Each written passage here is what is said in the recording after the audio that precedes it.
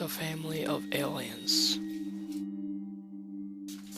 There I was, in my bed at night. I was hungry enough to eat a horse. I decided to go downstairs and get a snack. Ah! I screamed at the top of my voice.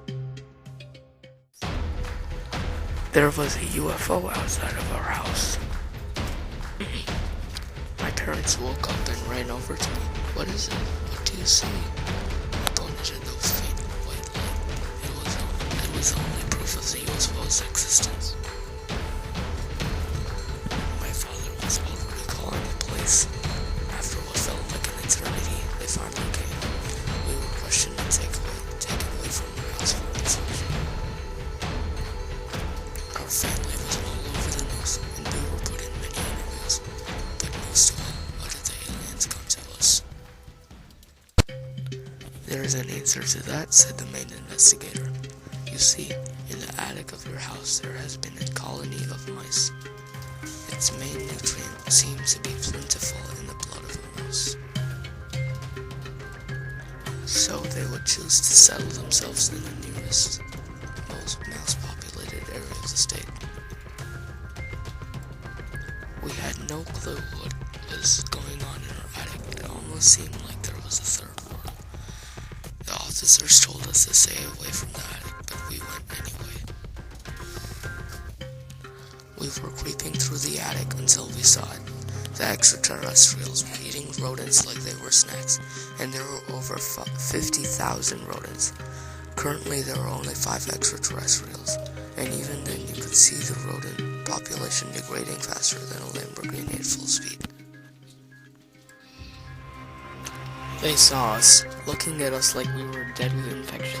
They almost looked like the character Gollum from The Lord of the Rings. The larger terrestrials started chanting things as if summoning a god. Whoosh! The UFO was back in a flash. The roof of our house would literally fell off because of the force. We weren't gonna let those aliens go without knowing more about them. 3, 2, 1, jump! My dad called out as we all jumped at once onto the UFO. The UFO was smooth and frictionless. We had a hard time holding onto the surface. It was about to land in the great field behind our house. It slowly stopped rotating, stayed in the air for a few seconds, and then abruptly fell to the ground. The hatch opened and extraterrestrials walked out. The inside of the UFO was much larger than it was on the outside. On the outside, it looked like 2 people could fit in if they squeezed in tight enough.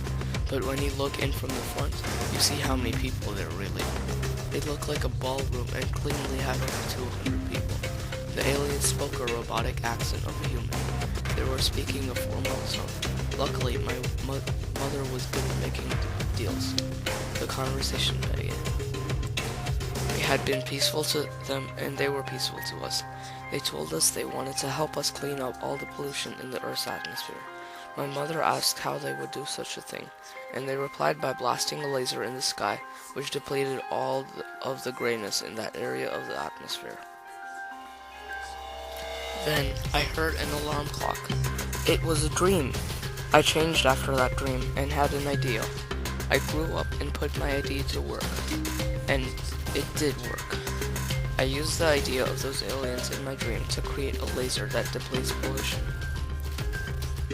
Theme: dreams can have a huge impact on one's future.